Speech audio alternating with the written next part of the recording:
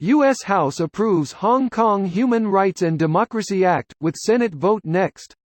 Here's a summary of the article. The U.S. House of Representatives passed bipartisan legislation in support of human rights in Hong Kong on Tuesday, moving the bill a significant step closer to becoming law. Returning after a 2-week recess, lawmakers in the lower chamber of Congress approved the Hong Kong Human Rights and Democracy Act of 2019, a bill that Beijing considers an attempt to interfere in China's internal affairs and contain the country's rise. Introduced in June by Representative Chris Smith, Republican of New Jersey, the bill would require the U.S. government to assess whether political developments in Hong Kong justify Washington changing its treatment of the city as a separate trading entity from the Chinese mainland. This post received a score of 57,445, with an upvote ratio of 94%. Here are the top comments in response to this article. FYI, that special trading status under U.S. law is why Hong Kong has full access to the global financial system, but Shanghai doesn't. Pulling that status is the nuclear option here, and the fact that it's now being explicitly threatened is a major escalation in the wider U.S.-China confrontation. It would take away the only option for raising big international capital for Chinese companies on Chinese soil, leaving them vastly more vulnerable to economic sanctions. The downside is that Hong Kong would be effectively ruined. Smarter Redditors than me, what happens if there is in fact a major escalation in the wider US-China confrontation? Like, not all-out war, but say, significantly increasing tensions.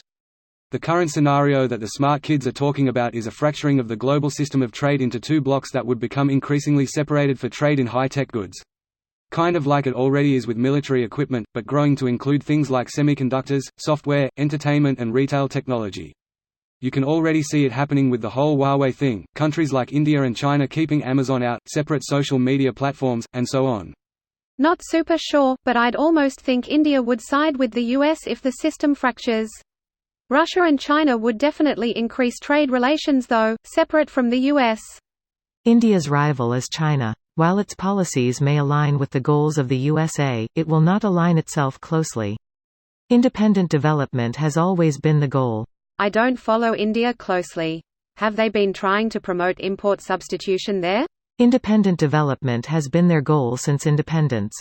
On the military side, they will pass on any system that does not include tech transfer and local production.